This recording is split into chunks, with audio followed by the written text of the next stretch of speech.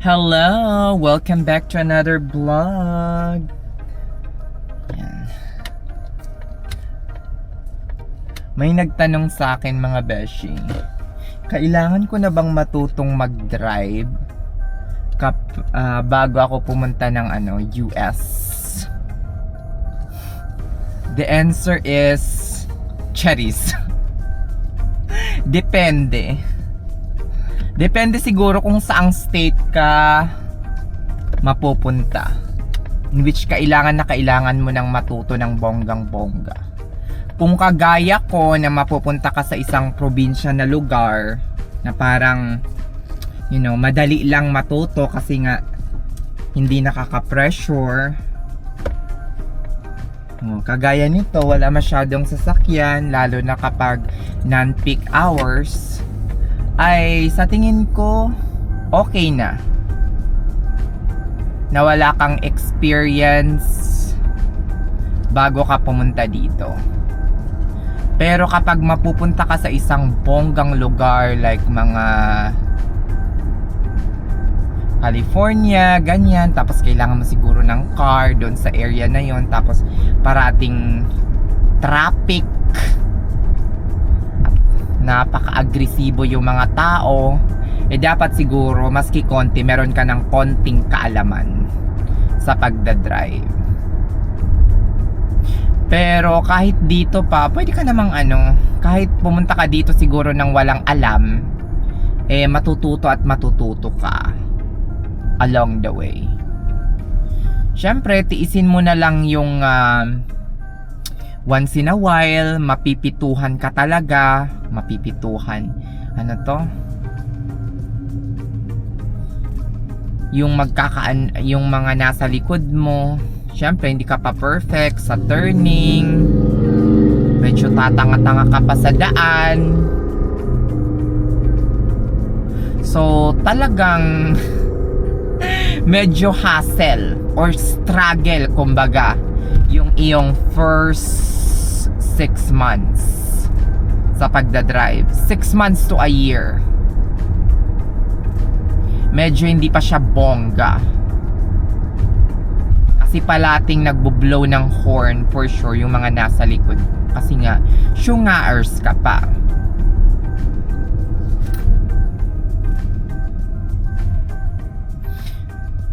So hindi mo kailangang maalam sa kotse. Pero much better siguro kung meron ka ng alam sa pagdadrive. Nakadepende rin kung gaano ka katapang. Kagaya ko, nag-interstate lang ako or nag-highway lang ako kapag kinakailangan or wala ng choice. O kaya pag naligaw ako sa highway, yun, nandun ako sa interstate. Pero kapag hindi, tinatry kong wag mag-interstate hanggat maaari. At dito na lang muna tayo sa back road. Kung mga lang naman yung difference, mga nasa 5 minutes lang naman. 5 minutes, 6 minutes. Hindi naman malaking bagay or katipiran sa oras yung ganun.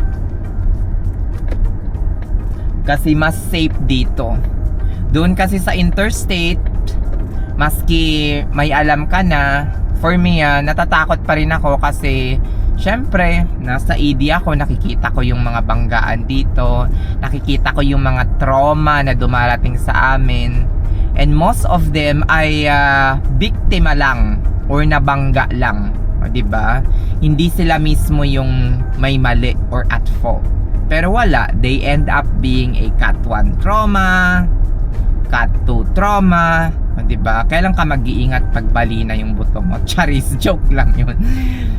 Diba? Kung yung may mga alam nga ay nagaganon pa rin, what more na ako syunga or spa sa driving.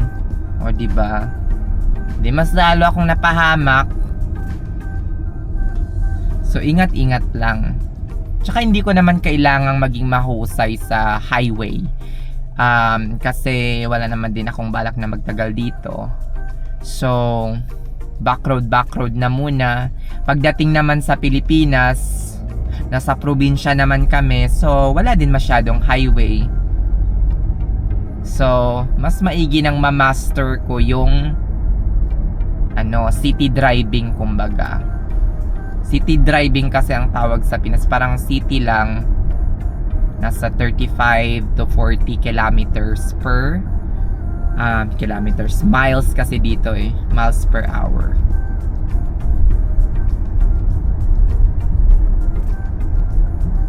So maigi ng ganun.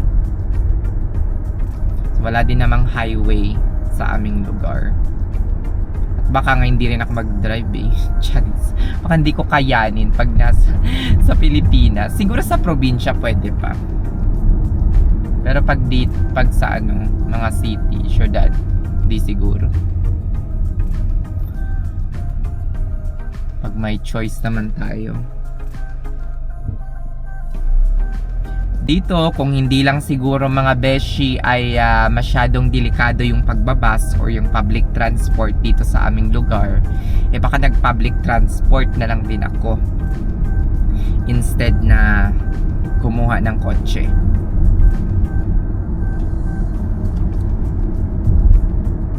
Yan, malapit na tayo. Papunta lang ako ng gym ngayon para mag-gym. Siguro mga lang tayo. 1 hour lang siguro. And then balik na ng bahay, luto for tomorrow, prep ng meal.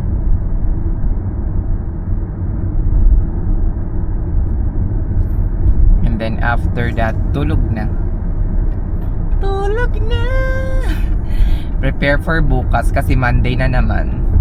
So yun lang mga inday, hindi mo kailangan maging bongga sa driving bago ka pumunta dito. Huwag pipilitin, huwag nang mag-enroll sa mga, if I were you, huwag nang mag-enroll sa kung wala namang makakapagturo sa'yo sa pagdadrive, yung mura. Huwag na mag-enroll sa mga driving school sa Pinas. Kasi mahal. Mahal din dito ang driving school. Matututo ka rin dito. For sure, marami namang mga Filipino community ang mag-offer na turuan kayo. Charis, mga natin, mga kabayan natin. Marami kayong makikilala dyan. Pero, syempre, you have to use your own car. Dapat gamitin mo yung own car mo. Kasi nga, kapag car nilang ginamit mo, tapos nabangga mo pala, hindi siya covered ng insurance. Kahit nasa garage pa yan or nasa parking lot, hindi siya covered ng insurance. Diba? At least,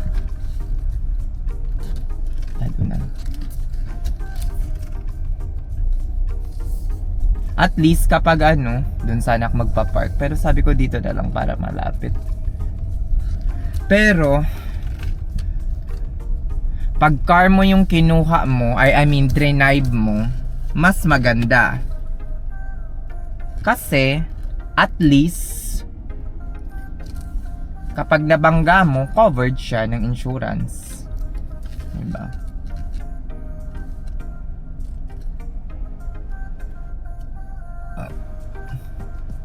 Dito sa Amerika, wala kang dapat ikabahala kung nakabangga ka man, o nabangga ka, or what.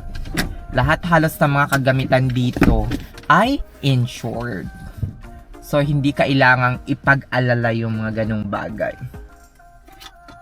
So, yun. Wag ding papadala agad sa sa excitement. May mga iba nagpapadala agad sa excitement pagkarating dito, mga beshi. Yung parang, ay, gusto ko ng brand new car agad-agad. Ganyan, living the dream na. 'Di ba? Ayun, after 1 year, nagsisi. Charis. Kakaloka. Parang pumuti ako dahil. Charis!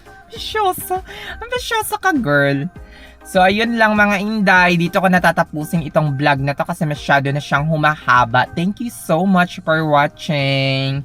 Bye! Hindi mo kailangan hindi mo kailangan ng bagong, hindi mo kailangan ng bagong sasakyan. Pwede kang kumuha ng certified pre-owned. Tapos, hindi mo rin kailangan ng, anong tawag nito? hindi mo rin kailangan masyado ng maalam pagdating sa driver bago ka dumating dito sa Amerika. Okay? Huwag mo nang i-worry lahat ng mga words mo ngayon. 'Di ba? Kasi pagdating mo dito, for sure, makakahanap ka ng paraan para malampasan lahat. Ako nga, bago ako pumunta dito, wala akong kaalam-alam sa driving, wala akong kaalam-alam sa mga ganyan. Ang tagal kong more than a year akong nawala sa bedside. Pero kinaya naman sa awa ng Diyos. Okay? So, kung ang problema ninyo ay sa driving man yan, pag-a-adjust dito, walang pera, wala masyadong ipon, tapos ano pa, wala masyadong bedside nursing experience. Pagdating mo dito, makakahanap ka ng paraan. Just always pray and trust the process. Trust God. Diba? Malalampasan nyo rin pagdating dito. Ang importante, maipasa yung NCLEX, IELTS, and then file na agad ng I-140 dai. Kahit retro. Or kaya sa mga hindi pa nagtitake ng NCLEX, naku day! Ano na agad? Gora na agad! Take na ng NCLEX, mag-review na day, mag-apply na. 'Di ba? Para mapunta na dito at makatikim na ng apam. Charis! Sige na, babush na, bye-bye!